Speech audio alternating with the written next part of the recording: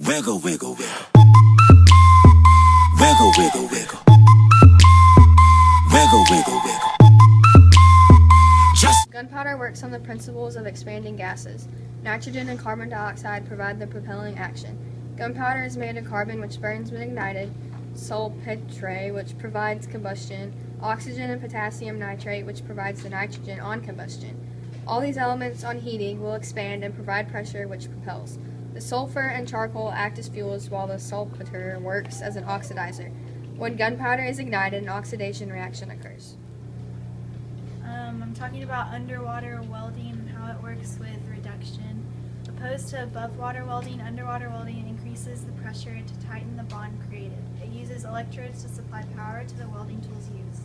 The type of welding used underwater is called hyperbaric welding. This uses electrodes to bond the metals, which uses the process of reduction. Solar cells convert the sun's energy into electricity. They rely on the photoelectric effect, which is the ability of matter to emit the electrons when a light is shown on it. With a silicone, it's known as a semiconductor, meaning that it shares some of the properties of metals and some of those of an electrical insulator, which is a key ingredient in solar cells. With sunlight, it's composed of minuscule particles called photons, which radiate from the sun. As these hit the silicon atoms of the solar cells, they transfer their energy to lose electrons, knocking them clear of the atoms. It can be compared to the white ball in a game of pool. It passes on its energy of the colored balls it strikes, which means like an electron moves from one molecule or atom or ion to the next, just as the white pool ball moves from one colored ball to the next. Photos were originally made by a mixture of silver and chalk that darkens under exposure to light. First, the silver is exposed to iodine before being exposed to light. Then mercury fumes after the photo is taken. Bathing the plate in a salt bath then fixes the image. A main theory on human aging is that our DNA and body simply become damaged over time and then cease to function, much like a rusted engine. The aging of the human body relates to this topic in several ways. First off, oxygen is a highly corrosive substance. Many things oxidize, including proteins, lipids, and cell membranes. Second, mitochondrial DNA mutates faster than the DNA that resides in our cell's nucleus.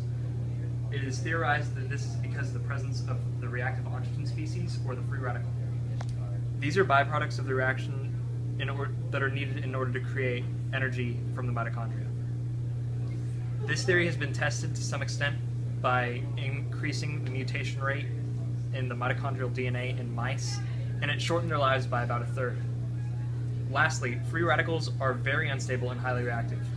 A free radical will try to steal an electron from the nearest source, which can turn the attacked molecule into a free radical if it becomes unstable. This chain of events can destroy stable molecules in the cells, which can be permanent, but is also used by the body to fight illnesses such as viruses and bacteria, which is why someone who is always sick looks older than a healthy person. Greater accumulated free radical damage. Free radicals can also damage any form of molecule, any macromolecule that becomes damaged by this would severely inhibit any cell that it is in, and one of the main macromolecules that free radicals damage is the DNA.